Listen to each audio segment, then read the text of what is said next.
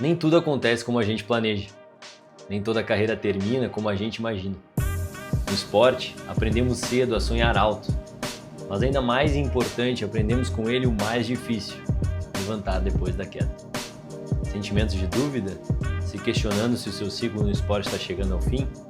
Se você é atleta ou familiar e está tentando entender como será o pós, como planejar o futuro e quando tomar a decisão de parar, esse é o Pós-Atleta. Podcast com o propósito de ajudar atletas no momento mais difícil da carreira, quando ela acaba. Bora? Fala, rapaziada, tudo bem? Começando mais um Pós-Atleta Podcast, nosso 6º episódio, e muito feliz com toda a repercussão que vem tendo e com esse papo bom que a gente vai trazendo sempre. Então, mais um episódio, mais um convidado que vai trazer muita coisa diferente para a gente e uma experiência muito legal vivida aí. É isso aí, Thiagão. Mais um para, com certeza, nos ensinar muito aí de como dar esse passo aí no pós-carreira, né? Pós-carreira de atleta. E agora, muito orgulhosos para anunciar o nosso primeiro apoiador. Muito felizes. Alexandre Limeira, com a sua empresa Way IP Online, consultoria em marcas e patentes. Está realizando o registro da nossa marca aí, nos dando todo esse auxílio com essa questão da propriedade intelectual, importantíssimo isso, né, para depois não reclamar, depois que bombar o pós-atleta não reclamar, né, mas os caras registraram a marca lá e agora, meu, não, já está tudo organizado, o Limeira está fazendo isso para nós e numa profissionalização muito grande. Então, quem precisar contar com esse tipo de serviço, né, registro de marcas, consultoria, especialista também em propriedade intelectual, o Instagram dele, o @WayIPOnline, Intellectual Property, né, esse IP. Então, a gente vai deixar na descrição do vídeo ali no YouTube, para quem quiser, só ir atrás ali. Obrigado, Limeira, pelo apoio, por acreditar no nosso projeto aí desde o início. Apresentando, então, o nosso convidado. Quer falar, Thiagão? Não, aproveitando aí, antes do convidado, quem tá acompanhando aí o episódio, aquela básica de sempre, né? Curtir, compartilhar e fazer o podcast chegar no máximo de pessoas aí para nós conseguir atingir esse público tão importante que a gente tá tentando falar. Pode seguir. Com certeza, cara. Escutou alguma coisa, achou que fez sentido para alguém, já manda ali, já envia aquele trecho, né? Já vamos trocar ideia, envia sua pergunta para nós também. A gente tem recebido aí comentários do pessoal, então se você tem algum comentário para fazer, manda um áudio aí para a gente, né, via direct ali, a gente vai botar no ar, tá bom? Vamos lá então. Lucas Gabriel, ele nascido em 94, em Campinas, filho da Viviane e do Fábio, filho único, né? Tem 8 anos como atleta profissional, há 7 anos ele mora nos Estados Unidos, se formou em administração, business administration, jogando com bolsa atleta, né? Além de ter passado por uma outra faculdade lá, já trabalhou com vários trabalhos, várias coisas diferentes, e hoje ele atua como treinador e construiu a sua própria empresa. Ele também empreende dentro da área de futebol. Luquinhas, seja muito bem-vindo ao Pós-Atleta. Fala, galera. Obrigado primeiramente pelo convite. Eu nem sabia que eu tinha feito tanta coisa assim. Então, essa apresentação foi a melhor apresentação possível. Obrigado pelo convite e vamos para cima. Merece, cara, merece. O Luquinhas, ele parou com 24 anos, né? Parou cedo, conseguiu ter a gente tem uma amizade já de longa data, jogamos juntos no Tubarão, conseguiu entender mais cedo do que eu, por exemplo, que já era hora de parar e tocar para outro caminho, né, Luquinhas? Aproveitou bem esse momento da vida, né?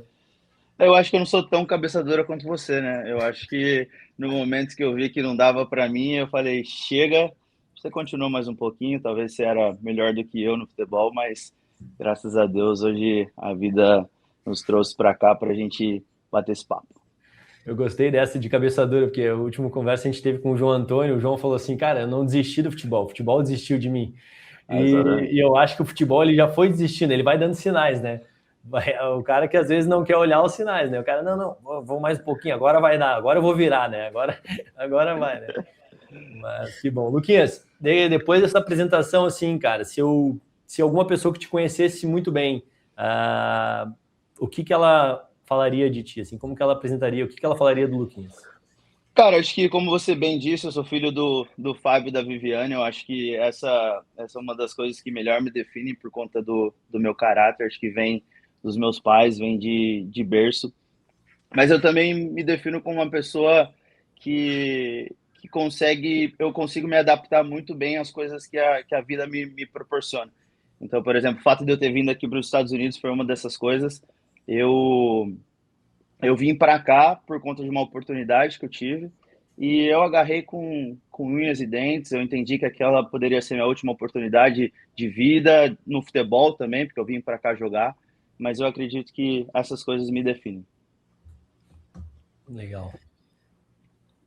O Luquinhas, nós estava antes aqui do episódio resenhando um pouco e a gente falou uma coisa, né? Como no meio do dia a dia que a gente vai vivendo, como tem resenha boa e resenha que só entre quem esteve na história sabe, né? Mas tem alguma história aí boa pra gente começar a quebrar um gelinho aí que tu contaria pra gente, uma história boa aí vivida nesse período aí de futebol? Não vai me expor aí, cara. Que pode se contar.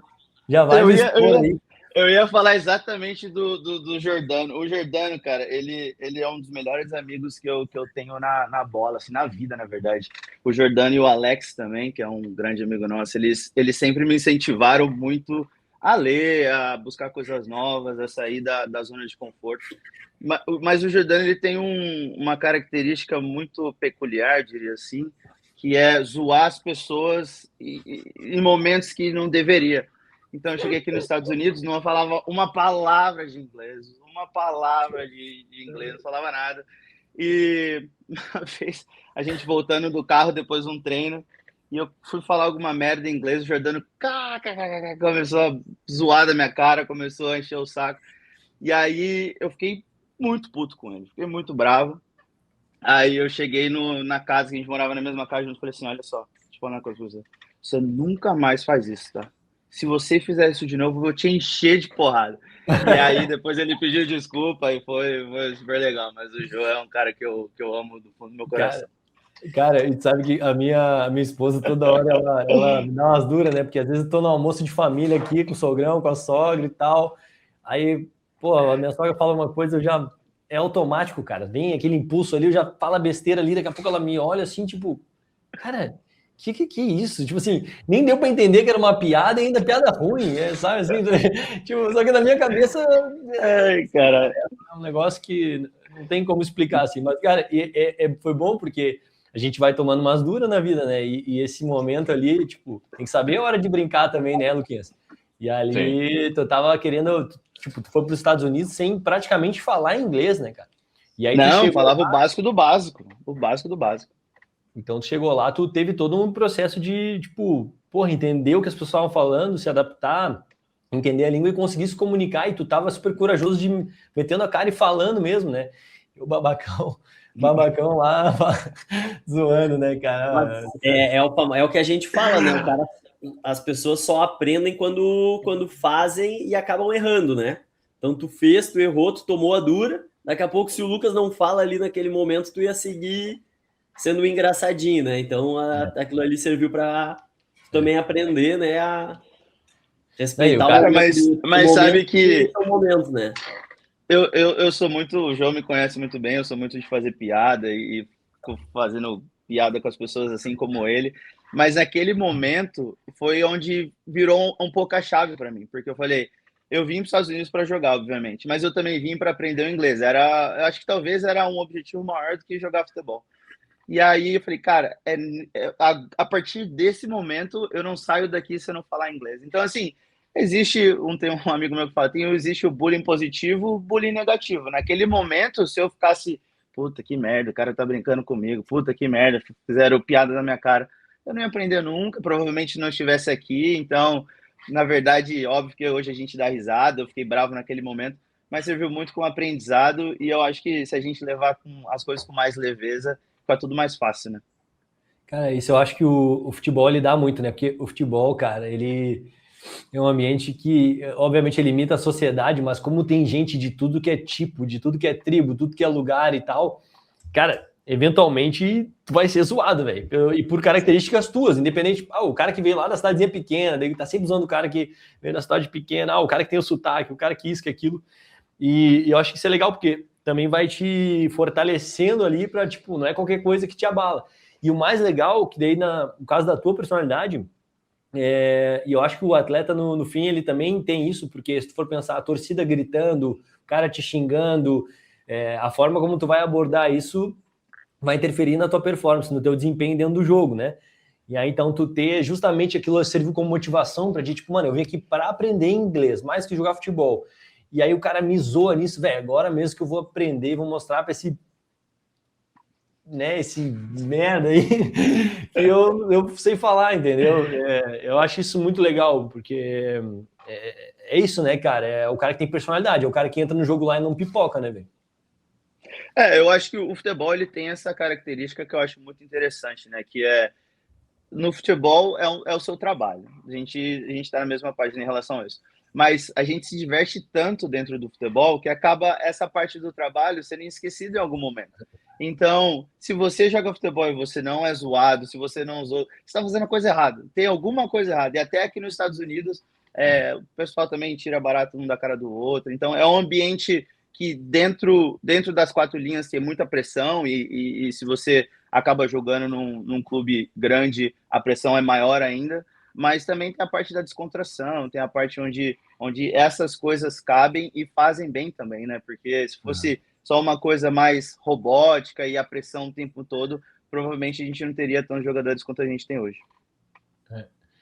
Cara, antes do Thiagão perguntar ali, quando eu estive na Finlândia, um pouco uma forma de descontrair também, porque, cara, pensa, um país super frio, as pessoas lá, o comportamento delas, os finlandeses são frios, a gente tinha alguns brasileiros lá e tal, mas, cara, no momento que vai pro jogo, começa a entrar na rotina do jogo, do aquecimento e tudo mais, cara, é foco e tu abraça muito a característica daquele ambiente, né? E eu queria me divertir, eu queria incendiar um pouco o jogo, assim, o jogo em si também era um jogo meio frio, assim, os caras eram meio robóticos, assim, né? E eu já com aquela cultura latina, eu queria dar uma incendiada, eu queria que os caras ficassem meio putos, eu queria que...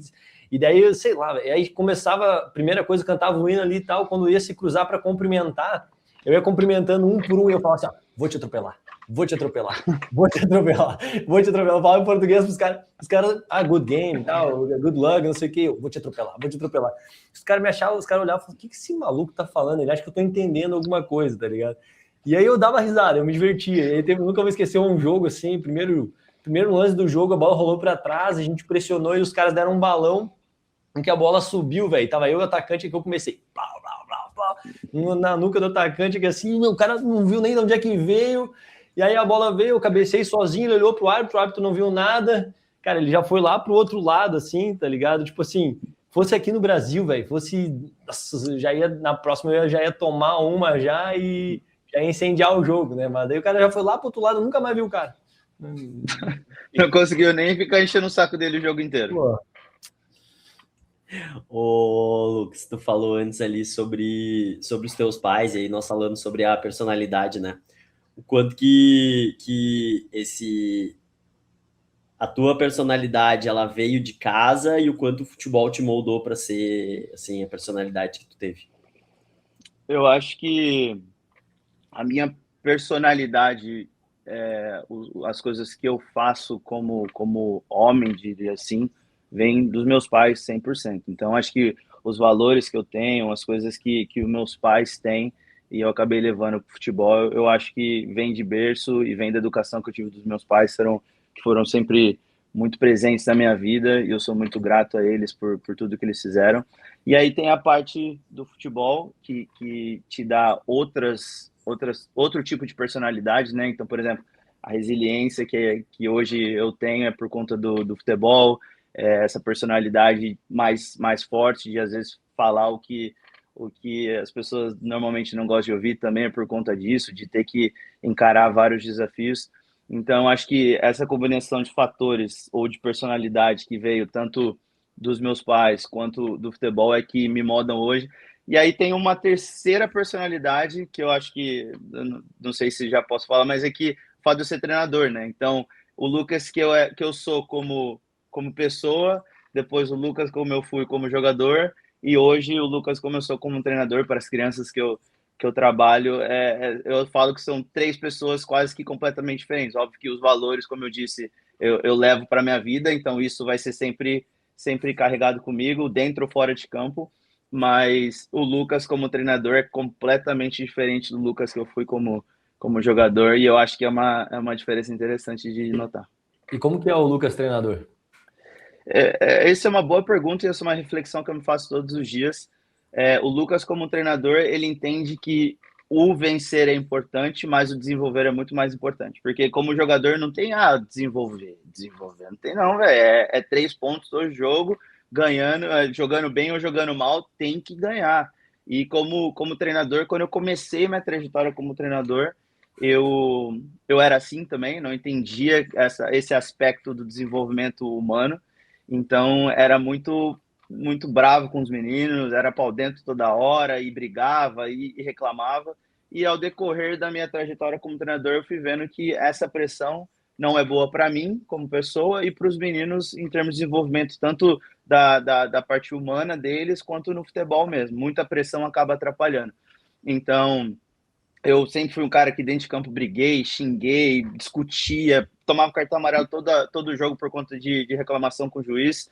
E como treinador, eu ainda tenho alguns aspectos do Lucas jogador, mas em muitos momentos, quando eu paro e penso, falo, não é assim que funciona, não é assim que eu vou ajudar os jogadores. E meu objetivo maior é sempre ajudá-los, independente se eles vão jogar bola ou não.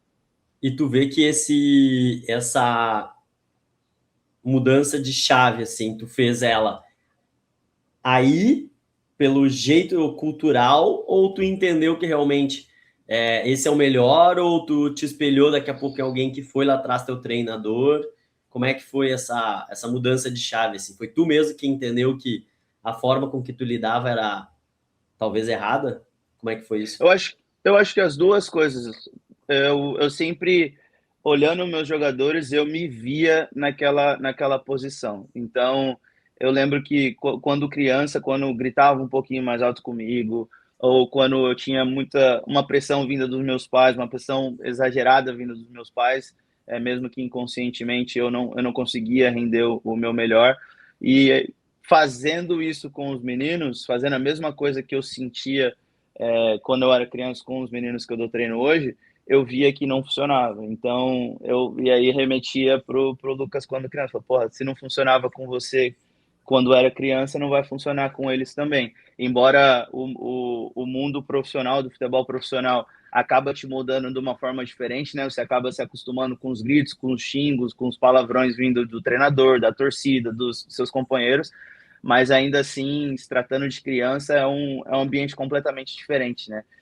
Então, foi uma combinação das duas coisas. Uma, eu refletindo sobre o Lucas criança e segundo, vendo que o que eu fazia com eles não surtia resultado. Luquinhas, para quem não sabe, assim, explica um pouco com quais idades tu trabalha e qual que é o contexto do clube que tu trabalha hoje. Hoje eu trabalho no Ginga FC.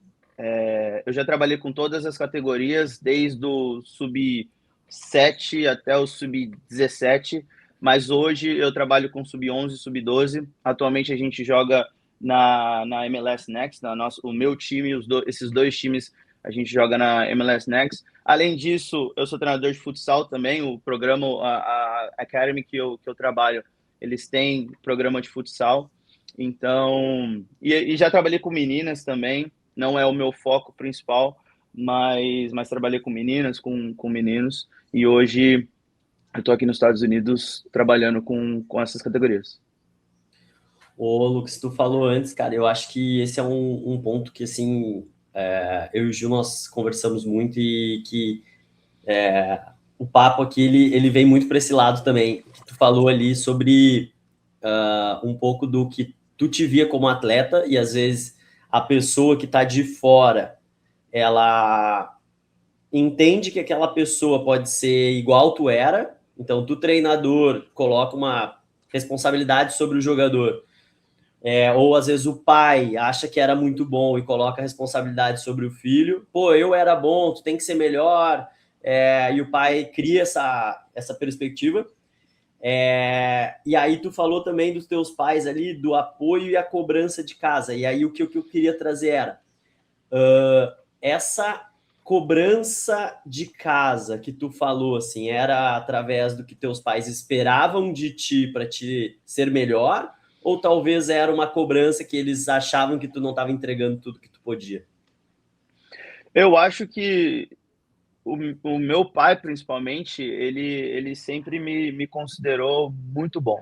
Embora ele não externalizasse isso, não, acho que para não me corromper, digamos assim, para não ficar muito um perninha, esses moleques chato pra caramba que se acham. Então foi mais questão de educação e ao mesmo tempo ele conversava comigo sobre isso e eu queria mostrar para ele o quão bom eu era, sabendo que ele pensava isso sobre mim.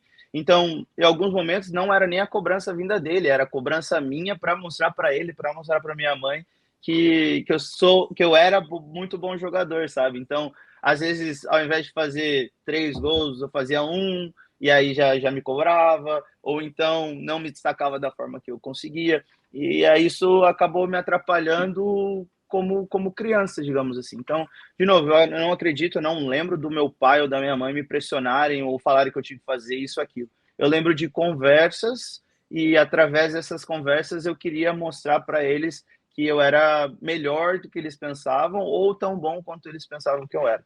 Então era mais isso, era uma cobrança mais minha comigo mesmo para mostrar para eles do que deles comigo. E hoje tu vê que aí no teu contexto tem essa cobrança, ou no contexto de outros professores. Claro, talvez os outros professores não passaram pelo nível que tu passou técnico, né? E nível Sim. potencial que tu tinha. Mas tu vê que existe essa cobrança do pai achar que o filho pode ser melhor e colocar essa cobrança excessiva sobre o filho, ou aí culturalmente é mais tranquilo? Não, eu acho que aqui a cobrança é muito maior do que eu vi no Brasil.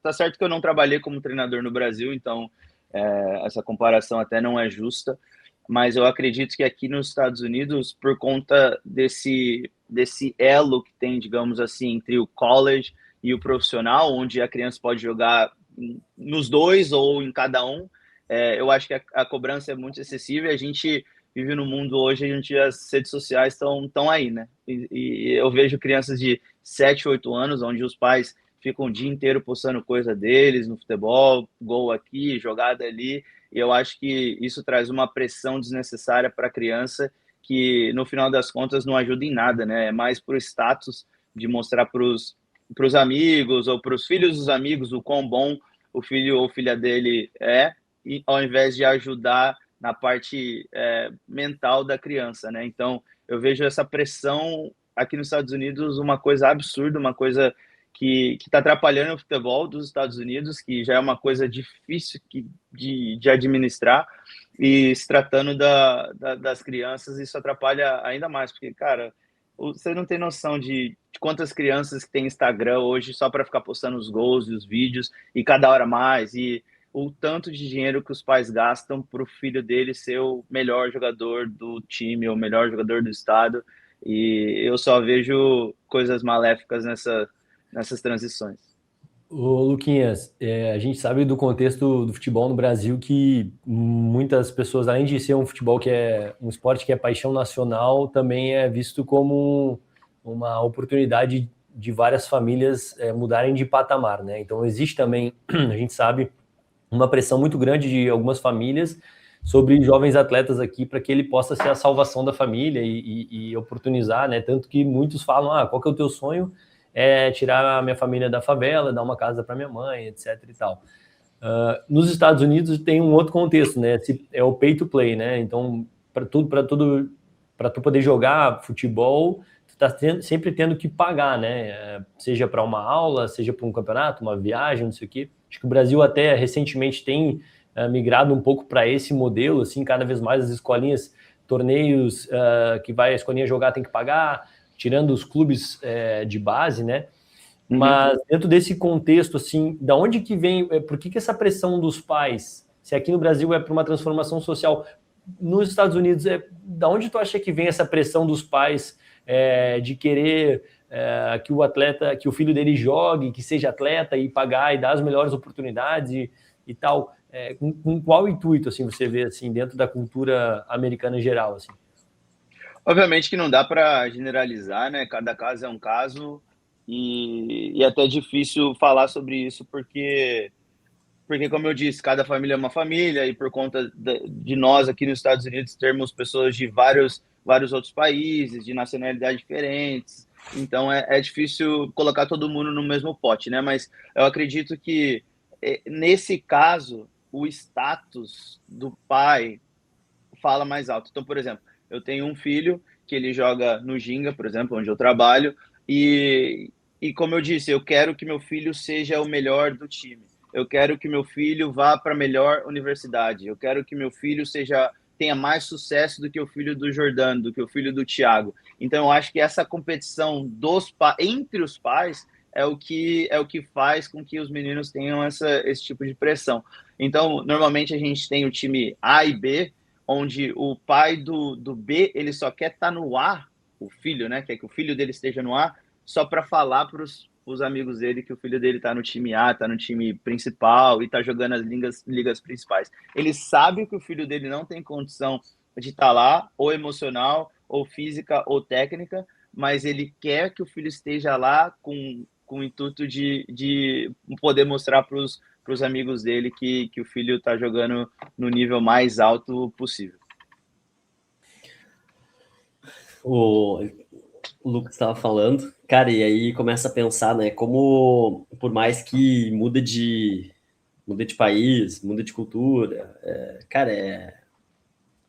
o pai, a brincadeira, né, com a gente que trabalha futebol no Brasil é que o pai estraga o filho, né, nesse quesito, porque parece que é o sonho dele, nunca se para perguntar assim, meu filho, tu se sente bem que o pai é assim, né? Às vezes se perguntar, daqui a pouco o filho vai bater, e eu tive oportunidades agora com alguns atletas que eu trabalho, que ele falou assim, eu não jogo porque eu quero, eu jogo porque meu pai tá me forçando, e, pô, o guri tá num alto nível jogando, então, e o pai cobrando ele, se ele tivesse num nível... O pai não cobrando, daqui a pouco ele ia estar num nível maior ainda, sabe? Então, essa cobrança de casa, ela pode ser boa, dependendo o tamanho, mas, assim, é muito difícil essa cobrança excessiva ser benéfica, né? Porque, cara, a pessoa se autocobra, né? Se tem a autocobrança. Tu já se cobra para ser o melhor. Eu sempre brinco, né? O cara errou o passe. Porra, acerta o passe, tudo bem. Eu não errei o passe porque eu quis, eu quero acertar. E aí, pô, o treinador cobra, o preparador cobra, o coordenador cobra. Tu chega em casa e às vezes tu só quer o carinho do pai ou falar de outra coisa nada a ver, porque tu já não aguenta mais aquela cobrança. Tu entra no carro, o pai fala assim, porra, tu errou 10 passes, hein? Poxa, mas tu é meu pai, entendeu? E eu vejo que isso cada vez mais sempre foi, talvez, né?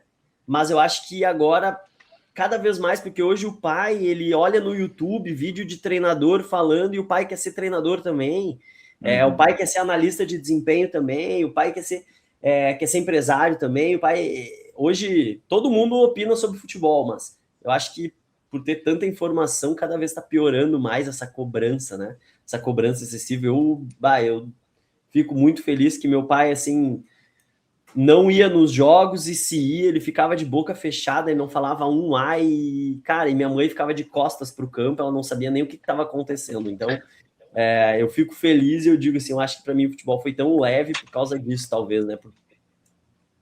Vai, sabe? Joga, te diverte, se é para tua felicidade, seja feliz e te divirta. Eu acho que isso é importante, né, cara? Mas eu tava... Quer comentar, Luquinhas? Não, eu acho que a pressão no futebol assim vai existir, né? Independente da categoria que a criança joga, ou até mesmo no profissional, se é o nível A, B, C, D, enfim, eu acho que vai sempre existir. Eu acho que o mais importante é o apoio dos pais, e isso, graças a Deus, eu sempre tive, né? Então, por mais que eu sentisse essa cobrança, meus pais sempre me apoiaram muito. E isso foi importante para eu chegar onde eu cheguei. Mas, cara, eu acho que por conta da rede social, eu acho que essa pressão dos pais com os filhos vão ser cada vez maior, sabia? Porque, como você falou, todo mundo acha que sabe de futebol, e hoje em dia, com as informações que a gente tem, e desinformações também, né? Porque tem algumas coisas que você vê, você fala, não é possível que eu tô vendo isso, vai piorar. Eu acho que os clubes deveriam estar mais preparados para isso, o que eu não sei como está no Brasil, mas a minha época de Grêmio tinha psicóloga, tinha assistente social, então um ativo que a gente tinha dentro do próprio clube, mas se tratando em relação a pais, vai ser muito difícil a gente conseguir educar os pais para que a gente tenha crianças e jogadores melhores. Sim, a título de informação, a CBF criou, né, há pouco tempo, alguns anos, o certificado de clube formador. E aí, para os clubes, é um certificado que, além de garantir que o clube ele tem esse selo da CBF, também tem algumas seguranças jurídicas ali com relação aos atletas que estão na base ali desde pequenos, e tem um acordo entre os clubes que estão dentro desse grupo de clubes formadores, um acordo de solidariedade que ninguém vai roubar atleta de ninguém e tudo mais. Então, enfim, é positivo, dar uma certa segurança para os clubes que têm atletas jovens, ter esse selo para que eles não vão perder atletas e que eles, né, estão investindo na formação dos atletas desde cedo e vão conseguir permanecer. E uma das premissas para tu conseguir esse certificado, né, é ter esses profissionais da área de saúde realmente, né? Essa parte, tem que ter um psicólogo, tem que ter assistente social, tem que ter nutricionista, tem que ter a questão odontológica. Então, é uma série de exigências ali que o certificado tem. E aqui já vai o meu ponto, minha crítica, né? Eu vejo que muitas vezes os clubes colocam ali que tem, mas a carga horária e a demanda ela é muito alta para que esses profissionais consigam de fato entregar um trabalho de qualidade, mas já é um caminho, né? A gente tem aí, a última vez que eu vi a lista era em torno de 50, 60 clubes com certificado de clube formador. A gente tem quantos clubes no Brasil profissionais? Mais de 800. Então, ainda é muito pouco o percentual de clubes que tem esse certificado, e mesmo esses que têm, a gente sabe que o investimento maior ele é no departamento de futebol, né? A comissão técnica tem aí, normalmente, né, um treinador, um auxiliar técnico, um preparador de goleiro, preparador físico, às vezes analista, enfim. Então, são 5 já profissionais, e aí dessa outra área a gente às vezes tem isso por categoria, né? Para cada 30 atletas, e às vezes psicólogo, a gente tem um psicólogo para o clube inteiro, para a base inteira. É humanamente inviável que esse psicólogo, essa assistente social consiga dar conta das demandas todas, né? Então já fica aqui essa questão. Se eu tenho meu filho, ele está jogando num clube, é importante que exista algum acompanhamento psicológico, mesmo que não se identifique nenhum problema, mas a demanda do desempenho do esporte ela é alta se for para desempenho, né? Se for participação, recreação, beleza. Mas eu, como pai, com certeza colocaria em alguns momentos da formação do meu filho esse acompanhamento psicológico, porque ele é fundamental, né? Ele é muito importante para que a criança esteja equilibrada. Então, quis dar esse complemento aí. Lucas, com 16 anos tu saiu de casa? 17. 17 tu veio pro Grêmio. Foi a primeira vez que tu saiu de Campinas aí, do São Paulo. Foi a segunda vez que eu andei de avião. Como é que foi para ti essa experiência? Tu veio direto para, não era na época que tu veio, não era dentro do CT, era no hotel na beira? Não, era lá no Olímpico ainda. Era no Olímpico, lá atrás, nas piscinas ainda. Isso. Como é que foi para ti, assim, cara? Essa saída de casa, primeira vez? Cara, primeiro que foi a realização de um sonho. Claro que todo mundo que vai para um clube grande acaba falando isso, mas para mim foi de fato a realização de um sonho.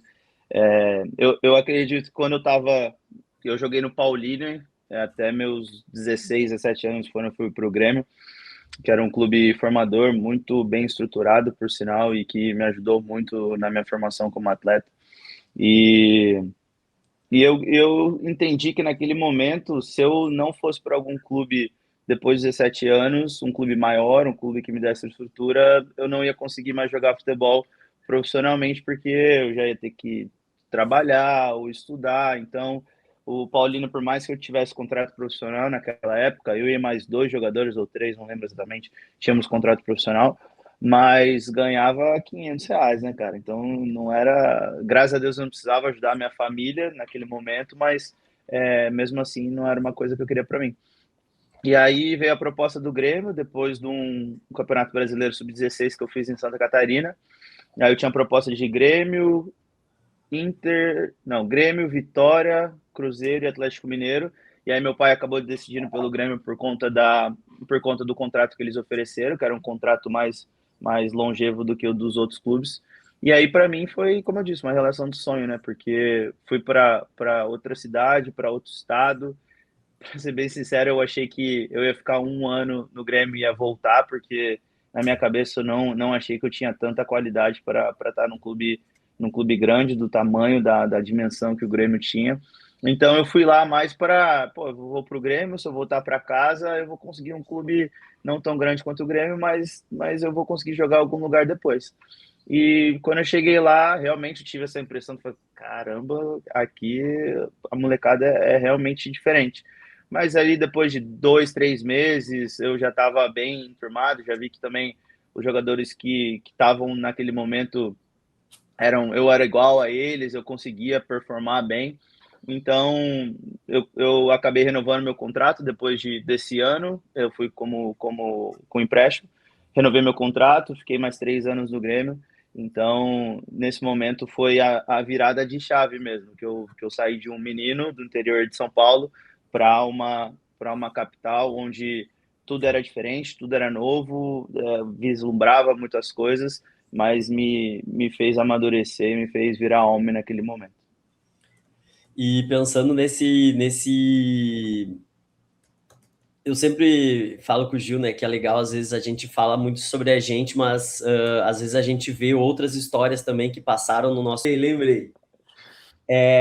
Como que, se tu fosse contar assim, a história de algum cara que estava do teu lado, que jogou contigo, que passou, que tu falava, meu, esse cara é fenômeno, cara, seleção, daqui a pouco, eu acho que a tua geração ali, tu pegou um sub-18 no Grêmio, que tinha bastante cara de seleção, porque tu pegou 9-2, 9-3, 9-4, que tinha bastante cara de seleção no Grêmio. E tu lembra de algum cara assim que era para ser um fenômeno e meio que se jogou sua carreira fora ali no período que viveu contigo, assim, tu lembra de algum cara desse? Cara, tinha até o Hoffenheim comprou ele, que foi o Biteco, o Guilherme Biteco. Eu ainda acho que ele é um fenômeno. O Mamute também. Esses meninos chegaram a jogar no Grêmio, chegaram a ir pro profissional, mas na época, quando eu cheguei lá, os caras eram os pica. Tinha o Misael também, que era a seleção. Esses eram os caras que eram os intocáveis, digamos assim. E aí acabou o Biteco indo pro Hoffenheim, foi uma coisa que naquela época deu um boom, todo mundo só falava disso lá no Grêmio. Eu acho que a carreira de jogador é assim mesmo, né? Tem altos e baixos, e ele chegou no momento que as coisas não começaram a dar muito certo para ele. Mas eu acho que o Biteco era um Guilherme Biteco, cara. Esse moleque jogava muita bola. Eu gostava dele. Nós até temos a ideia de chamar ele aí para um episódio um dia desses. Hoje não, o Biteco tá convidado já. Biteco, tá convidado aí, velho. O Biteco trabalha no Grêmio hoje, não sei se tu sabe. O Biteco trabalha no Grêmio? Ele tá trabalhando no Grêmio. Ele tá trabalhando no grupo de... avaliação, né? Captação. Captação, Tem um grupo de captação lá, o pessoal que tá na semana... Cara, ele começou... Ano passado eu fui no Grêmio em novembro, eu acho, dezembro. Ele recém tinha chego. Mas ele tava na Tailândia, não tava? Uma coisa assim? Tava, daí ele voltou e o Francesco convidou ele para fazer parte ali do grupo de vamos entender essa carreira dele logo mais, mas é um cara que tá trabalhando ali dentro. Deixa eu perguntar pro Lucas. Ô, Lucas, e daí depois tu, ali no Grêmio, então tu teve essa passagem assim longeva, né, de certa forma na base, porque tu passa o 17, passa pelo 20, chega até o time B, e aí em algum momento, acho que acaba o teu contrato, provavelmente, e tu sai do Grêmio e vai pro Inter de Lages, né? Como é que foi essa esse período ali mais perto, mais final ali da tua formação, né, que seria o momento de uma transição, a não permanência no Grêmio, ida para o Inter de Lages e a diferença de clubes ali, como é que foi essa passagem na tua carreira? Cara, a minha saída do Grêmio foi uma saída que interessante, eu diria, porque quando chega em março, abril, a gente senta para conversar. O Grêmio tinha a intenção de renovar comigo por mais 3 anos. Eu estava sem empresário na época, até eu tinha como empresário o Benio. Um beijão pro Benio. O Benio é um cara que eu amo do fundo do meu coração, me ajudou muito. Então, faz muitos anos que eu não falo com ele. Tio Benny, saudade de você. E aí eu estava sem empresário na época, e aí eles convidaram meu pai para ir para Porto Alegre, para a gente pra acertar os últimos detalhes do contrato. A gente ia renovar por mais 3 anos, aumentaria o meu salário. Tudo certo, tudo resolvido. O Grêmio fala assim, não, vai ter, mentira, isso foi em novembro. Falou, vai ter o Campeonato Brasileiro Sub-20, depois do Campeonato Brasileiro Sub-20 a gente assina o contrato, porque senão se você assinar o contrato agora, você não vai conseguir jogar. E passou o Campeonato Brasileiro Sub-20, a gente não foi muito bem, troca a diretoria, entra um outro diretor lá, e o cara não me conhecia. Na época também, acho que o treinador do profissional era o Felipão, então ele não dava muitas oportunidades não deu muitas oportunidades para a gente da base. Os meninos que estavam lá acabaram ficando, como o Everton, como outros jogadores, o Luan também. Então, e aí nesse momento faltava 6 meses para acabar meu contrato. O Grêmio falou que não ia mais assinar o contrato, a renovação que a gente tinha acordado na época, eles falaram que não foi com a nova diretoria, então não fazia sentido para eles dar seguimento na renovação. E aí eu fiquei de mãos atadas. Eu não sabia exatamente o que fazer, eu não sabia para onde ir, ser empresário estava um pouco mais difícil.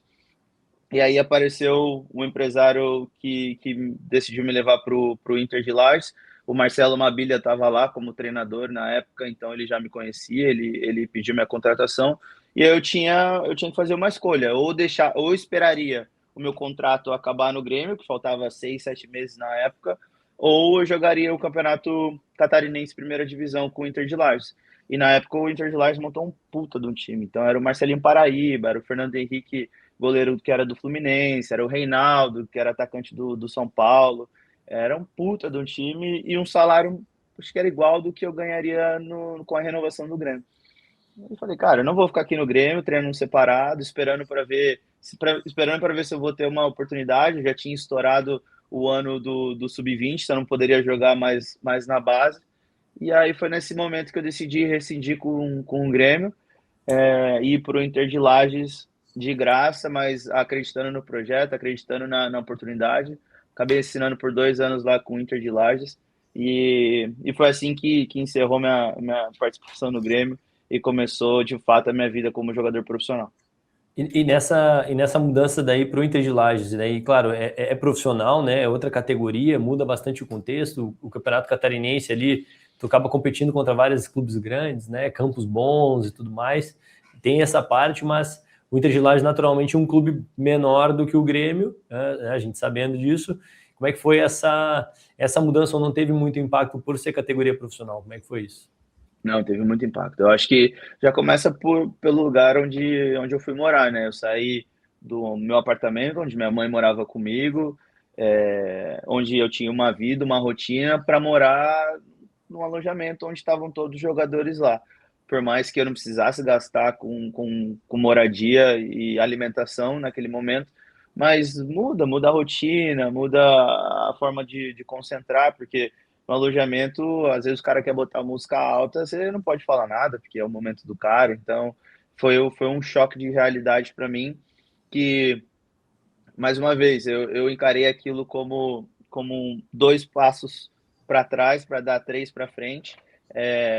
E naquele momento eu estava muito bem fisicamente, mentalmente também, então eu sabia que as coisas iam fluir legal, independente das adversidades. Então, eu fui para lá com uma cabeça aberta, sabendo que ia ser difícil, que ia passar por problemas, saber que em algum momento eu não receberia salário, mas eu estava disposto pelo objetivo e por saber que era profissional e era a primeira divisão de um estadual. O time era muito bom também, a gente acabou indo muito bem. Se eu não me engano, a gente ficou em terceiro ou quarto no Catarinense, primeiro ano do clube na primeira divisão. Eu joguei muito bem, acho que eu fiz 18 jogos, se eu não me engano, 17, 18 jogos, a maioria como titular, tive sequência, é, era respeitado no clube e na cidade. Então, eu acredito que naquele momento, por mais que as coisas fora de campo me assustaram um pouco, mas dentro de campo eu acabei performando da forma até mais do que eu acreditei. É interessante, Luquinhas, tu comentar isso, porque depois dali tu vai para o Tubarão, 2016, né? E é isso, né? Ou teve algum clube antes? Foi o Tubarão, né? Mirassol, Ah, vai para o Mirassol. Mirassol. Como é que Na foi no verdade, o Mirassol? Mirassol eu fui só para me tratar, né? No Inter de Lages eu machuquei o joelho, eu joguei 6 jogos com o joelho machucado, fazendo infiltração para poder jogar. Meu joelho não mexia, basicamente, então aquecia e o joelho voltava a mexer. Então eu não treinava mais, eu só ia para jogo. Para você entender a importância que eu tinha no time, eu não treinava para poder estar bem para os jogos. E aí, em algum momento, o clube falou: cara, vai para casa, vai se tratar, não consegue mais jogar, tá muito difícil. E aí, o Mirassol entra em contato comigo por conta desse bom catarinense que eu fiz.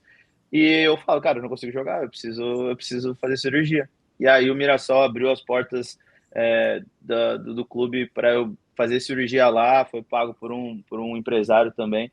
E aí, eu vou para o Mirassol, eu me trato lá, mas as coisas acabam não dando certo por conta do calendário, por conta de morar em alojamento também, eu já não queria mais aquilo para minha vida. E, e acabo voltando para o Inter de Lages, e aí sim eu vou para o Tubarão. E como é que foi isso, cara? Tu tratou lá no Mirassol e aí chegou no momento de assinar um contrato, tu não quis ficar e tu voltou pro Inter de Lages? Foi isso? Não, eu já tinha contrato assinado, eu rescindi com o Inter de Lages e assinei com o Mirassol. Era um contrato de 1 ano, se eu não me engano. E só que o Mirassol naquela época não tinha divisão e estava jogando a Copa Paulista. E aí, cara, eu vi que ali eu não sabia o que ia jogar, não sabia quanto tempo mais. O clube estava se organizando muito, então era um clube muito bem organizado, não atrasou salário, cumpriu tudo que eles prometeram para mim. Mas eu vi que eu não ia jogar. Eu vi que a minha recuperação foi muito longa, demorei quase 1 ano para recuperar dessa cirurgia no joelho que eu fiz. E eu decidi sair de lá para voltar para o Inter de Lages, onde eu tinha um nome, era reconhecido, para voltar a jogar futebol. No Mirassol não sabia se ia ter calendário, quando eu ia poder jogar de novo. Então foi por conta disso. Rescindi no Mirassol, fui para o Inter de Lages para poder jogar e dar seguimento na minha carreira. E o clube já tinha naquela época a estrutura que tem hoje, não? Não, não. Tudo acontecia no estádio. Então, a fisioterapia era no estádio, o alojamento era no estádio, o refeitório era no estádio. Não eram condições precárias, mas não era o que o profissional deveria oferecer. É mais Hoje simples. em dia eles têm muito mais simples, muito, muito simples. E hoje eles têm um absurdo de CT, o clube que se preparou e hoje está muito bem. E nesse retorno pro Inter de Lages daí, aí tu joga mais um catarinense lá e depois vai pro Tubarão? Eu jogo o Catarinense, a Copa do Brasil, mas também por conta da lesão eu quase não tive muitos minutos no Inter de Lages na minha volta. Realmente não consegui jogar. O treinador que estava lá na época tinha os jogadores que ele já contava, que já estavam lá. Embora eu cheguei com uma moral no clube, mas não era o suficiente para eu poder jogar. Nos treinamentos também eu não conseguia jogar o que o clube esperava de mim ou o que o clube me viu fazendo, então tinha sempre aquela comparação: o Lucas não é mais o mesmo, e não era mesmo, não tinha como eu ser. Mas aí aconteceu que eu também pedi minha rescisão, então acabei ficando lá acho que 4, 5 meses, não me pagaram um centavo, acabei botando na justiça, estou aí esperando que eles me paguem até hoje, e aí eu acabei no pro Tubarão. E como é que foi essa segunda passagem para ti, assim, pessoalmente? Cara, eu acho que foi frustrante por conta da expectativa que eu criei, né? Eu estava voltando para o lugar que eu fui muito feliz. O presidente era o mesmo na época, embora o treinador não fosse o mesmo, mas o presidente era, e ele abriu as portas para mim, mas ele achou que eu chegaria e já daria resultado. Ele não teve paciência de esperar. E além disso, foi o fato de que eu machuquei jogando pelo clube. Então eu acreditava que o clube poderia ter um pouco mais de respeito comigo, porque eu joguei 6, 7 jogos com o joelho inchado que eu tinha que fazer infiltração. Então para mim foi frustrante nesse sentido. Eu falei, pô, eu tô voltando para casa, tô voltando para um lugar que eu fui feliz. E eu acho que aqui é meu lugar, eu vou conseguir render de novo, e vou conseguir jogar e eventualmente ser vendido, ajudar o clube. Mas eu acho que a forma como eles me trataram depois, futuramente dizendo que não ia pagar os meus salários, as coisas que estavam atrasadas, me deixou mais frustrado ainda. E depois disso, Tubarão. Depois disso, Tubarão. Aí, Tubarão foi um lugar onde que as coisas começaram a andar um pouquinho melhor. Tubarão foi um projeto sensacional que os caras tiveram lá, onde eu conheci o Jordano, conheci o Alex, que eu mencionei anteriormente, e, e lá foi uma baita experiência para mim. E vai, Gil, vai. Não, não, a gente pode aprofundar no Tubarão, acho que vale a pena, sim, porque na época o Tubarão era um clube empresa, super organizado, foi uma experiência muito legal para nós todos e depois conectou com os Estados Unidos, né? Aí tu vai poder comentar melhor. Mas eu fiquei pensando num negócio, Luquinhas, tu parou com 24 anos, né? E aí com 20 anos, quando tu sai do Grêmio para o Inter de Lages, tu comenta que faz uma ótima temporada, um ótimo catarinense, jogando, titular, o time vai bem, fica em terceiro. Então, assim, uma crescente muito grande, e se tu for ver, uma ótima transição para o profissional, né? Primeiro ano como profissional, tudo mais, já jogando. E aí tu para com 24, né? Então acho que tu acha que essa lesão que tu teve, esse ano parado, influenciou para que tu não tivesse tido um salto que fosse alinhado com esse teu primeiro ano como profissional? Ou tu acha que teve alguma outra coisa que influenciou para...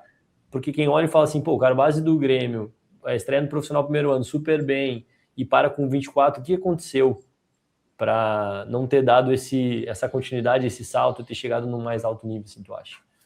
Cara, eu até não gosto de usar a lesão. Eu vejo muitas pessoas falando, né, que se não fosse a lesão, eu teria jogado no clube A, B, C. Eu acho que isso é uma besteira gigantesca. Eu acho que o cara não era bom o suficiente e a lesão ele usa como muleta para as mentiras que ele conta.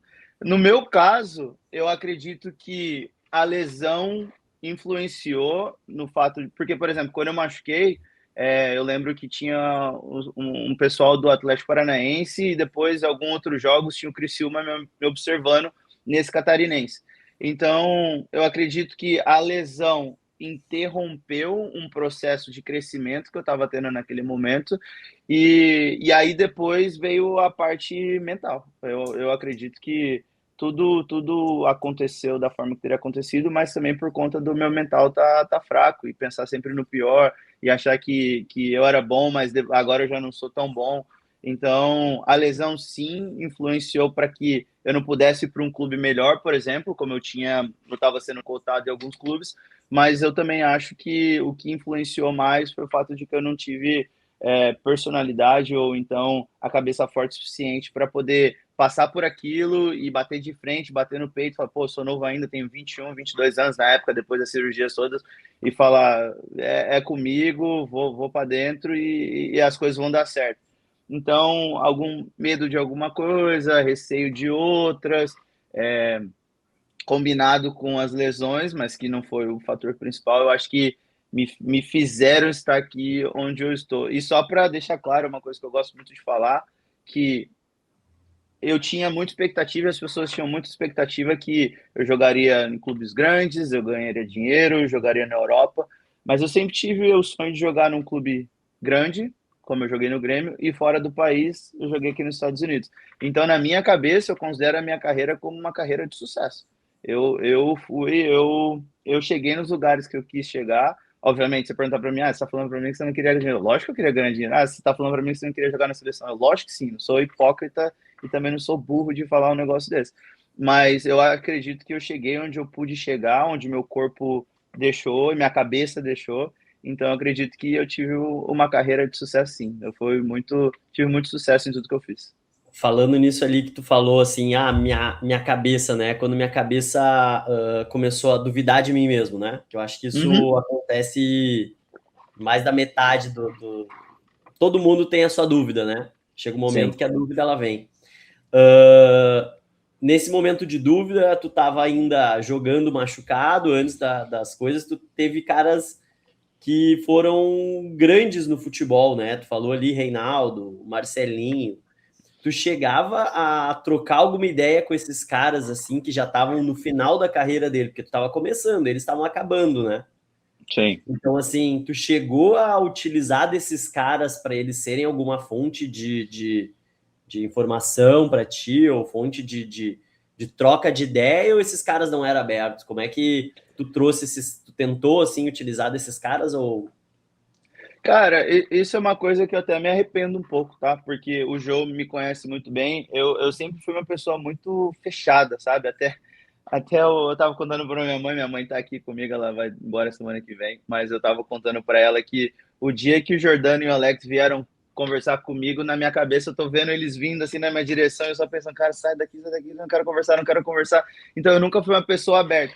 Então uma das frustrações que eu tenho enquanto eu jogava era de não extrair desses caras que eu joguei, eu joguei com o Zé Roberto, eu joguei com Marcelo Gross, joguei com Douglas, eu joguei com os caras que eu poderia chegar e conversar e perguntar as coisas, e eu nunca fui muito aberto a isso.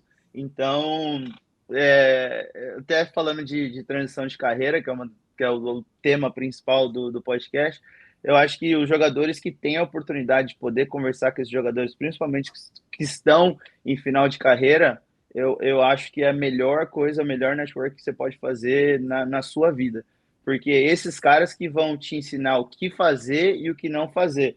Bom, o Marcelinho era um exemplo claro do que não fazer, por exemplo. Na minha cabeça, tá? Pode ser que outras pessoas entendam como, eu vou seguir esse cara. Para mim, ele era um exemplo, eu não vou ser esse cara.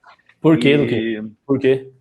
Cara, questões extra-campo, que obviamente eu não vou entrar em detalhes, mas questões extra-campo. Ele é um cara que, de fato, no treinamento ele treinava muito, enfim, mas eu tive problema com ele, né, enfim, e ele era um cara que não era um espelho para mim naquele momento. Agora, o Fernando Henrique era um puta de um cara, gente boa, o Reinaldo também era outro cara sensacional.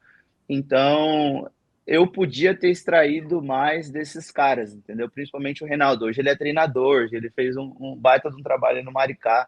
E eu fiz pouco, porque ou eu não queria incomodar, ou eu não queria ser o chato, ou eu não queria conversar mesmo, queria estar no meu canto.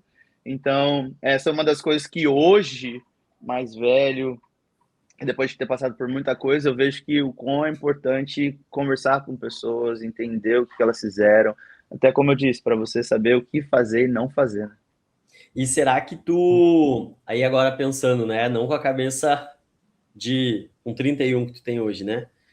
O 32. Não com essa cabeça, com a cabeça agora do Lucas de 21, né? Chegando no Profi, com 21, sendo titular. Será que aquela tua cabeça lá atrás não era assim, cara, pra que eu vou falar com os caras? Tipo, vou jogar, tô aqui, tô de titular, vou ser o Bambambam, já sou o cara do time hoje, mesmo tendo 21. Tipo, nem preciso dos caras, entendeu? Será que a tua cabeça lá atrás não era essa?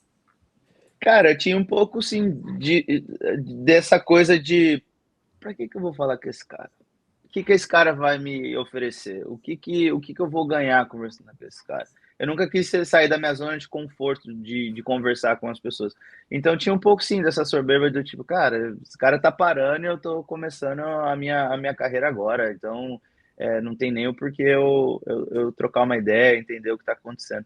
Então, realmente, tinha um pouco disso, sim. Mas aí depois só a vida foi me mostrando que foi uma idiotice da minha parte. Porque grande parte, né, de quem vive assim, eu vejo não só no futebol, né, aí na vida como um todo, o cara não vê o cara que tem uma maioridade como um cara que já passou pelo que tu tá passando, né? Tu vê ele como um cara velho. Esse cara aí tá no final da carreira, ou esse cara aí já tá velho, esse cara aí já passou o tempo dele, que eu não vou aprender nada com ele. Só que tudo que tu tá passando, ele passou, né? Então hoje a gente com 32, 33, que já parou, a gente já viveu o que o guri de 15 está vivendo hoje, né? E talvez o que a gente vai falar, ou o que a gente está falando aqui, não... Então, essa é a ideia aqui, né? É a gente poder tentar ajudar o cara, se tu tá vivendo, cara, eu, Gil, Lucas, todos que viveram o futebol, provavelmente nós passamos por isso, né? Porque a roda gira no futebol, né? Então, praticamente todos vivem a mesma coisa, né? No esporte. Então, assim, é importante tu escutar o cara que tá ali. É importante tu buscar como espelho, como sequência, porque, cara, isso vai te trazer um aprendizado. Tenta escutar realmente com o ouvido de escutar e não escutar com o ouvido de querer ir embora, né? Para e escuta o cara, né? Eu brincava, eu era gandula aqui no Novo Hamburgo, porque eu queria estar dentro de campo para escutar os goleiros falar e os caras conversar dentro de campo. Eu escutava com a cabeça de escutar, né? Então eu acho que isso é muito importante, né, meu? Tô falando isso agora, é importante demais. Mas até aqui, em relação a ser treinador, na comunicação com os pais, eu me uso muito como exemplo, principalmente para as coisas que não se deve fazer, tá? E a gente pode falar aqui de várias coisas. Mas hoje em dia, o que eu tenho entendido é que as pessoas não estão dispostas a ouvir o que você tem para falar para elas. E pode ser o jovem, pode ser o pai, pode ser... As pessoas não estão dispostas a ouvir. O que eu entendi para mim é que, como você falou, a gente já teve essa experiência, eu já vivi certas coisas que o menino tá aprendendo agora, tá vivenciando agora. Se eu tiver que passar alguma coisa para o menino e ele não me ouvir, ou o pai não me ouvir, eu fiz minha parte. Então, eu falo mesmo, eu exponho as situações, eu falo do que eu vivi, me uso como exemplo, porque eu sei que em algum momento, pode ser que a pessoa fale, puta, aquele cara era chato, mas ele me falou um negócio que me fez abrir o olho.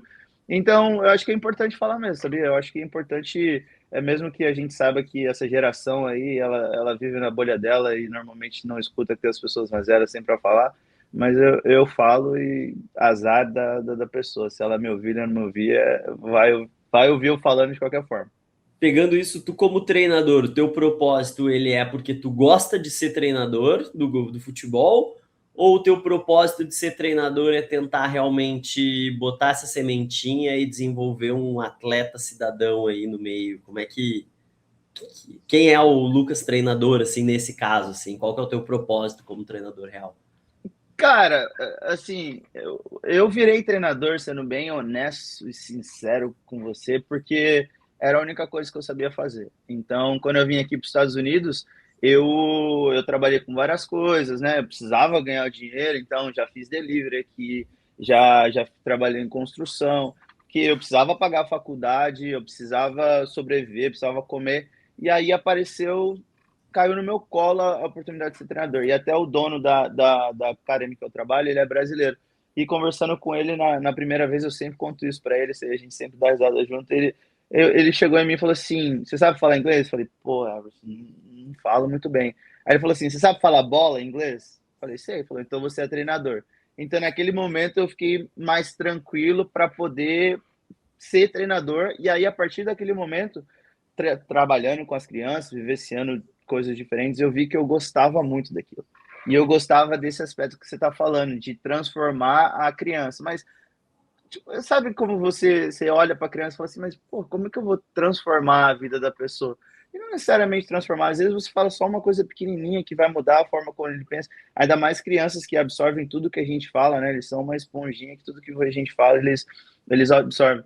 Então, eu virei treinador por conta da necessidade, não foi porque eu gostava de virar treinador, de ser treinador, não almejava isso para minha vida, nunca quis, mas foi estar com criança, trabalhar com criança e ver que a gente pode mudá-los, mesmo que seja um pouquinho, ou influenciar na vida deles, ou ser uma pessoa onde eles olham para você e quer ser aquela pessoa, que me fez gostar de ser treinador. Então, foram duas coisas diferentes. Um, virar treinador pela necessidade. Dois, gostar de ser treinador por conta dessas mudanças que a vida proporciona. Luquinha, vamos dar um pouquinho mais de contexto para quem está nos ouvindo que não te conhece, não sabe a tua história. Como é que foi parar nos Estados Unidos? Os Estados Unidos volta porque a gente estava falando do Tubarão, né? o Tubarão, como você bem mencionou, eles tinham um baita de um projeto, eles eram um projeto visionário, digamos assim, onde eles decidiram expandir a marca, né, o Clube Tubarão, para fora do país. E eles compraram um clube aqui nos Estados Unidos, que chamava Elm City Express, e aí o treinador do time foi pro CT do Tubarão, viu a gente jogando, e convidou eu, você e o Alex, no caso, né, para vir para os Estados Unidos. E daquele momento, como eu falei, era o sonho da minha vida, eu queria jogar fora do país e eu aceitei na hora, nem pensei. Eu não lembro se eu estava jogando, provavelmente não estava jogando no Tubarão, então era uma forma de eu vir para fora do país, para eu experienciar uma cultura nova. Naquele momento eu já estava estudando inglês, porque eu sempre tive, como eu sempre menciono, os meus pais, quando eu falo sobre isso, que eles me incentivaram muito e nesse ponto específico, educação, eles cobraram muitas coisas. Então, meu pai sempre falava, porra, velho, vai ver a escola de inglês. Minha mãe também falava a mesma coisa. E eu relutei um pouco e aí acabei entrando numa escola de inglês. E aí, naquele momento, quando eles me chamaram para vir para os Estados Unidos para jogar nesse clube novo, eu não pensei duas vezes. Falei, não, eu vou. E vim para cá. As coisas deram muito certo, a gente foi muito feliz, a gente ganhou a Liga Nacional aqui naquele momento. E aí, a partir daquilo, eu vi que o Brasil já não era mais para mim, eu queria morar fora, eu queria viver coisas novas, de fato aprender a língua. E aí, quando eu voltei para o Brasil, depois de nós ganharmos o campeonato, eu já comecei a pensar em voltar para cá em algum momento. E esse pensar em voltar para aí já era pensar em numa transição de carreira, no caso, assim, ou tu queria voltar para jogar e pensar em fazer carreira como atleta ainda nos Estados Unidos, ou já pensava em transitar, bom, independente do que eu for fazer, eu quero estar lá. João, para ser bem sincero, eu tava perdido nessa época. Eu não sabia exatamente o que eu queria fazer. Obviamente que eu queria continuar jogando, eu gostava de jogar, mas eu sentia que o futebol tava, tava me impedindo de fazer outras coisas e eu não queria ficar muito velho para começar a fazer coisas novas. Então, quando apareceu essa oportunidade nos Estados Unidos, eu entendi que era a oportunidade da minha vida. Eu voltei pro Brasil e ainda fiquei com aquilo na cabeça, pô, Estados Unidos. Fui pro Asa, voltei pro Tubarão e eu não tava feliz com aquilo. Eu não tava, a rotina me pegava muito, acordar cedo para treinar, ficar o dia inteiro sem fazer nada, só cuidando do corpo, assistindo TV, deitado, enquanto o mundo acontecia lá fora, enquanto as coisas aconteciam lá fora, não era uma coisa que eu estava feliz, ainda mais sem dinheiro no bolso, né? Então a matemática não fecha aí. E aí eu fiquei, cara, o que que eu posso fazer, né? Porque o futebol já não me faz feliz. Eu fui feliz nos Estados Unidos, mas a gente sabe que o futebol aqui nos Estados Unidos também não paga bem, que é difícil viver do futebol aqui nos Estados Unidos, mas eu queria voltar para os Estados Unidos. E aí um clube da Califórnia me chama para vir jogar aqui, com tudo pago, eu não teria salário, mas eles pagariam tudo, a moradia, a comida, o transporte. Eu falei, cara, eu vou para lá para ver o que dá, né? O que eu posso fazer. Pelo menos eu tô nos Estados Unidos, depois eu vejo o que eu faço. E a partir desse momento eu vi mesmo que os Estados Unidos era Deus tinha aberto essa porta para eu vir para cá e realmente usufruir de tudo que os Estados Unidos tinha a proporcionar.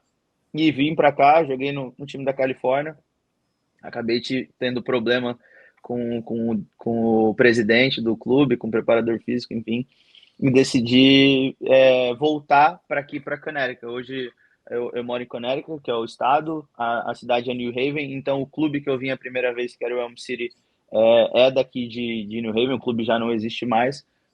Liguei pro presidente, falei, cara, posso ir para aí? Ele falou, pode vir agora. Vim para cá, joguei de novo pro clube, mas não tinha salário. Quando eu vim para cá com o Tubarão pagava meu salário. Eu já não tinha mais contrato com o Tubarão nessa época, então eu acabei vindo de graça. Como eu disse, o futebol dos Estados Unidos não paga muito bem, ou não paga nesse caso. E aí, nesse momento, eu falei, cara, eu quero ficar aqui, não sei como, eu sei que eu tenho visto, mas eu quero ficar aqui, eu quero fazer todas as coisas aqui. E aí eu decidi virar estudante. E para ter o meu visto válido, para poder viver aqui nos Estados Unidos, por mais que eu não pudesse trabalhar por conta do visto, mas mas foi uma decisão que eu tive e foi muito acertada. E aí tu vira estudante, bolsista, atleta?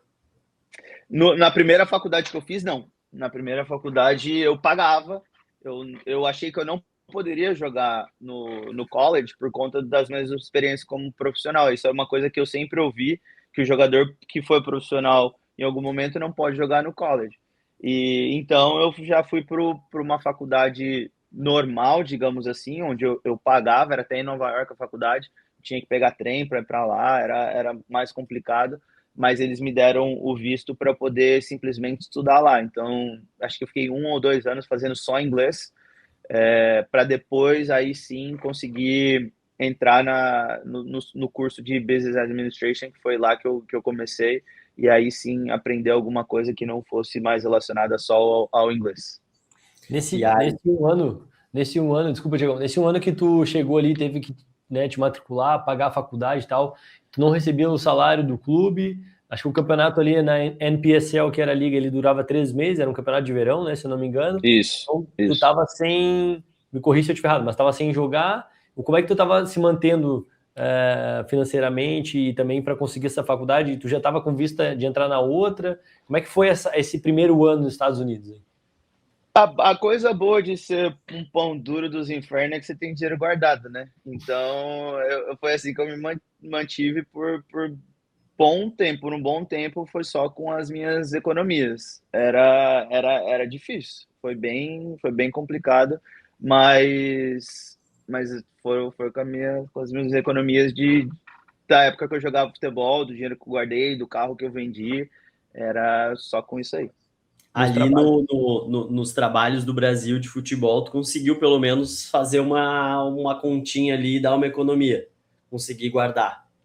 Sim, principalmente quando teve rescisão, e aí vendi o carro também, mas com o meu salário eu consegui guardar um dinheirinho que eu me mantive aqui por quase um ano. Assim. E aí, depois desse um ano, tu entendeu que tinha que ir para rua buscar dinheiro. Como é que foi? Daí o bicho pegou, né? Aí o bicho pegou, aí eu tinha que.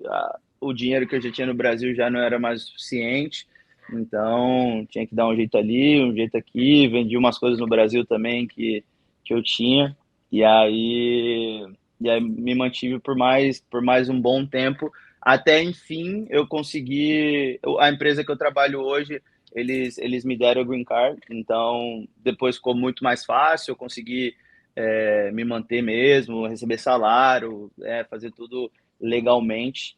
E porque aqui nos Estados Unidos, se der algum problema, véio, não tem o que fazer, não. Você volta para casa e não consegue entrar mais aqui.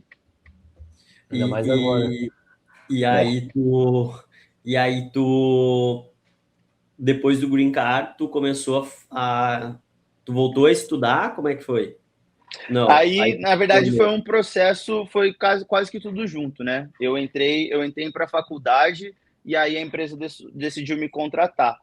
Aí foi o seguinte, essa faculdade que eu entrei, eles me ofereceram bolsa, que eu joguei, né? Então, eles me ofereceram bolsa, acho que de 90, 95%. Então, eu pagava quase que um valor irrisório, digamos assim, só para estar matriculado. Mas aí eu já tinha a faculdade, eu já tinha o trabalho, eu já conseguia me manter, já conseguia pagar a faculdade.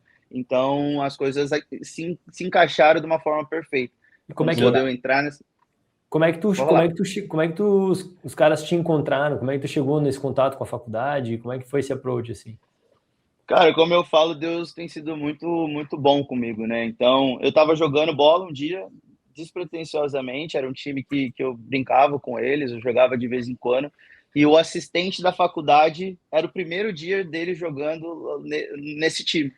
E aí ele veio falar comigo e falou, pô, eu te conheço, eu já te vi jogando em vários lugares, e por que você não veio jogar para faculdade? Eu falei, cara, eu não posso, porque eu já joguei profissionalmente. Ele falou, não é assim que funciona, a gente joga na segunda divisão, se fosse na primeira divisão, de fato, você não conseguiria jogar. E só para o pessoal entender, as divisões aqui nos Estados Unidos não quer dizer que você é bom ou ruim, é só pelo tamanho da faculdade. Então, as faculdades de primeira divisão, elas são as maiores faculdades que tem aqui nos Estados Unidos, por conta do número de alunos, por conta do valor que elas arrecadam. Então é mais por conta disso que eles fazem divisão 1, 2 e 3, porque a divisão 1, obviamente, eles têm mais dinheiro para recrutar. A divisão 2, por conta da arrecadação, nem tanto. Então eles fazem essa divisão para ficar mais fácil e mais justo para a arrecadação. Mas aí tem regras diferentes para cada divisão. E para a segunda divisão e terceira é diferente do que para a primeira, que é mais restrito.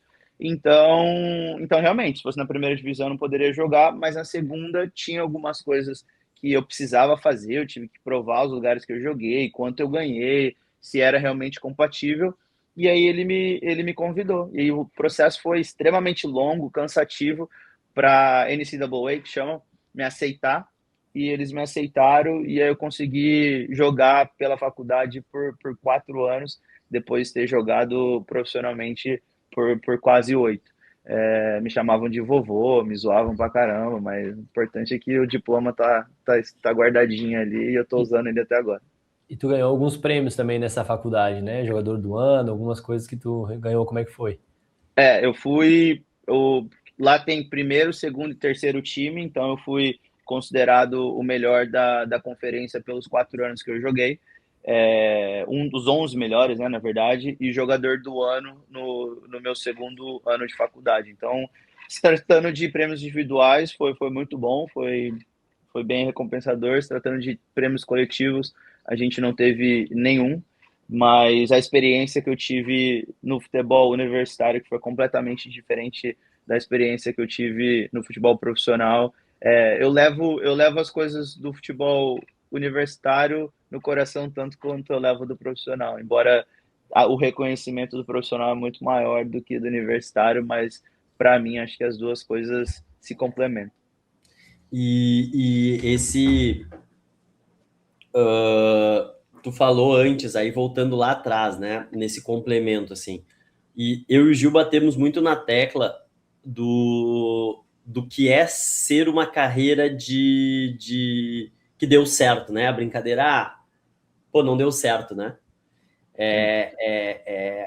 Tu falou uma coisa que para mim vale muito, né? Que assim, não significa que eu não cheguei na seleção, ou não significa que eu não joguei Brasileirão Série A, ou que eu não cheguei na Europa, na Premier League, que deu errado a minha carreira, né? Porque 3% conseguem chegar e jogar um estadual, primeira divisão, conseguem se desenvolver e conseguem atingir os sonhos, né? Tu atingiu o sonho, primeiro, jogar num grande clube, segundo, jogar profissionalmente, terceiro, jogar fora do país. Então, assim, eu acho que tu atingiu os teus objetivos, né? E eu e o Gil batemos muito nessa tecla, que nem sempre tu não ser um jogador do topo deu certo, né? Muitas vezes o certo é a tua carreira, a tua pessoa, né? O que tu te tornou e o que o futebol te trouxe de benefícios e te levou onde tu é hoje, né?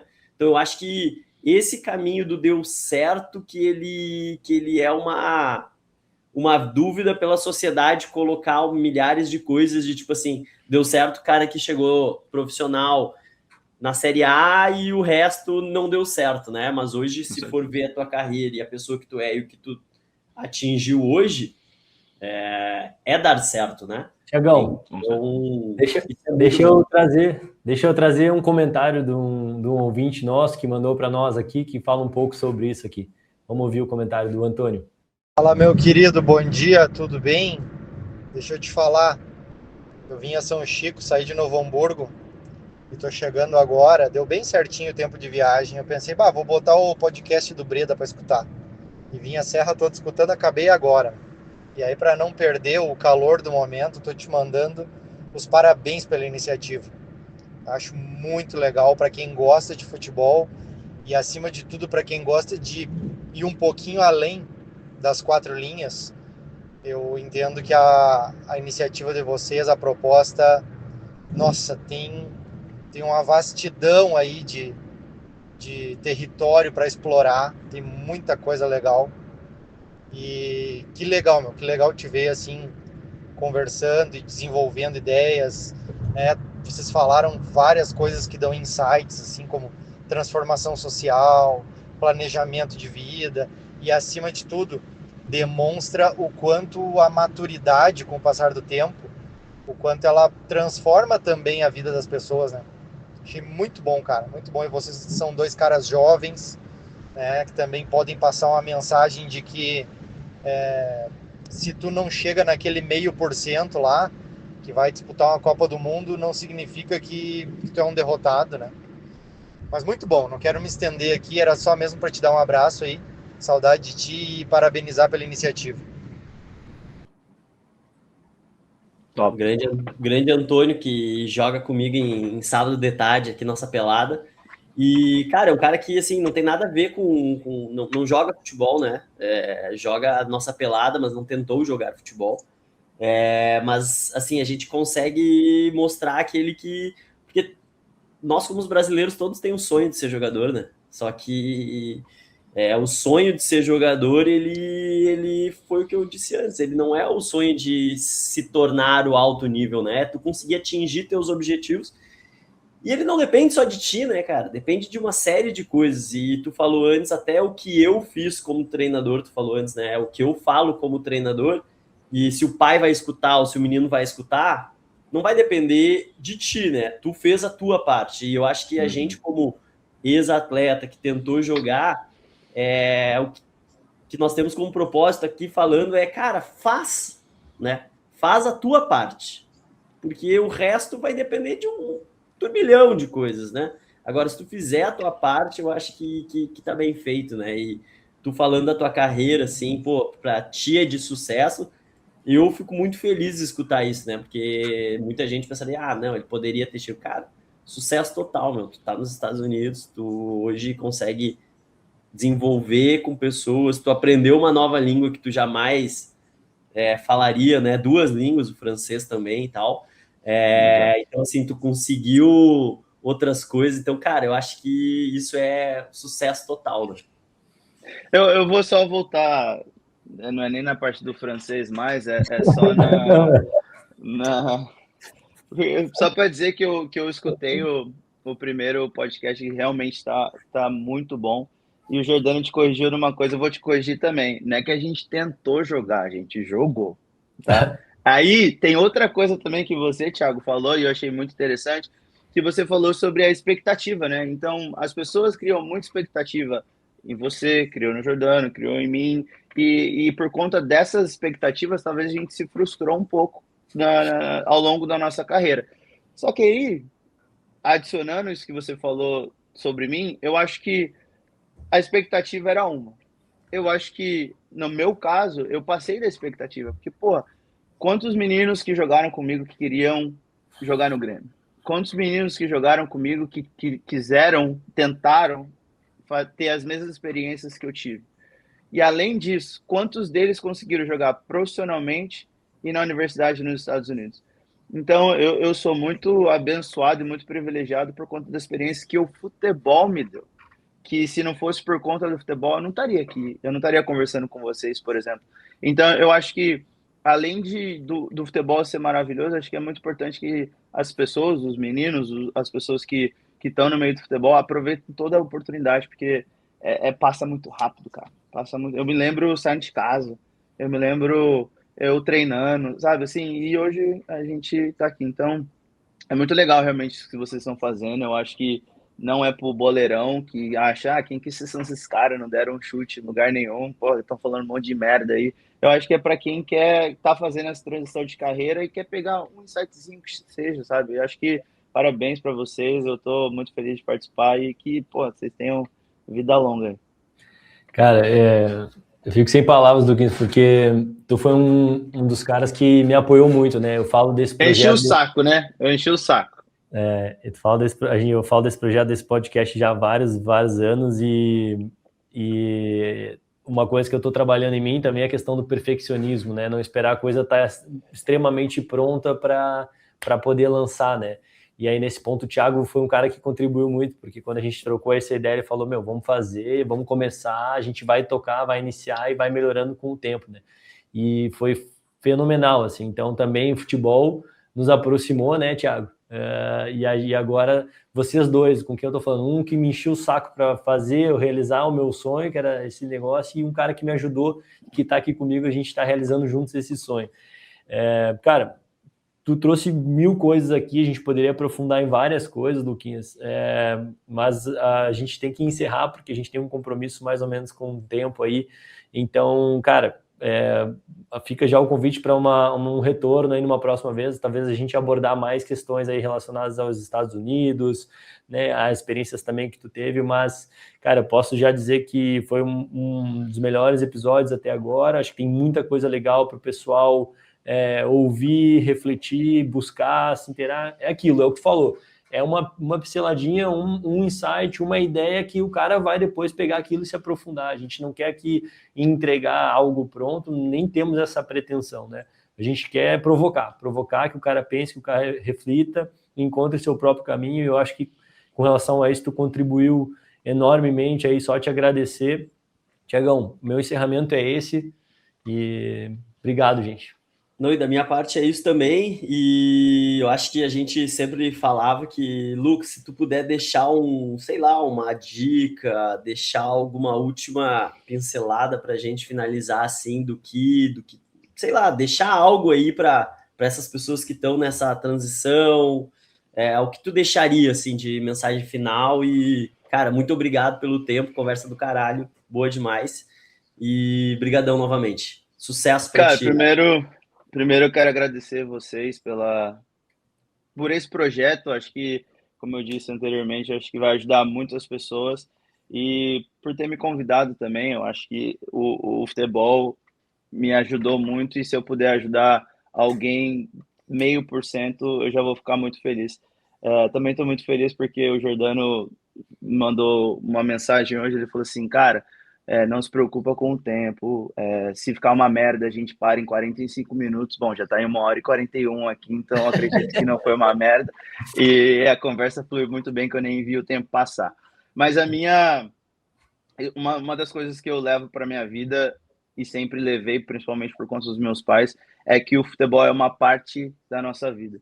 Então, eu acredito que as pessoas, os meninos que estejam jogando futebol hoje, os atletas profissionais que ainda tenham carreira, eu acredito que enquanto estiver jogando, vai atrás de educação, vai atrás de aprender o inglês, vai atrás de eventualmente fazer uma faculdade, fazer um curso. Hoje a CBF Academy está com cursos online, então o futebol é só uma parte da vida onde você vai ficar 15, 20 anos, se você tiver muito sucesso, se você tiver muita resiliência, e depois disso começa a vida, continua, velho. Então, quanto mais estudar, mais buscar, não faça como eu, de ficar isolado na bolha e não ir atrás de conhecimento, ou de conversar com pessoas, como eu disse, vá atrás de conhecimento e educação. Eu acho que isso vai transformar a vida da pessoa durante a carreira, e principalmente pós-carreira. Gente, vamos lá então, encerrando aqui. Se você gostou desse episódio aí, cara, por favor, comenta lá, compartilha, segue a gente lá, @pósatleta, seja no Instagram, seja no YouTube, TikTok, Threads, todas as redes sociais e ferramentas, a gente está lá presente, querendo entregar para um maior número de pessoas possível. Compartilha com o seu amigo, manda o link no privado, vão ter os cortes depois, né? Compartilha, comenta. Se tiver alguém que você queira convidar, que queira que a gente entreviste, que a gente converse aqui, indica para nós também. Se tiver alguma crítica para fazer, pode criticar. A gente está aberto aí, a gente quer melhorar. Então, é isso. Interajam conosco e vamos em frente aí. Muito obrigado e até uma próxima. E se quiser que a sua pergunta venha para cá, tem uma pergunta aí daqui a pouco para um próximo entrevistado, manda para a gente também, que a gente com certeza vai trazer, porque é sempre importante ter perguntas e todas. Luquinhas, obrigado de novo, Gil, tamo junto. Valeu! Valeu!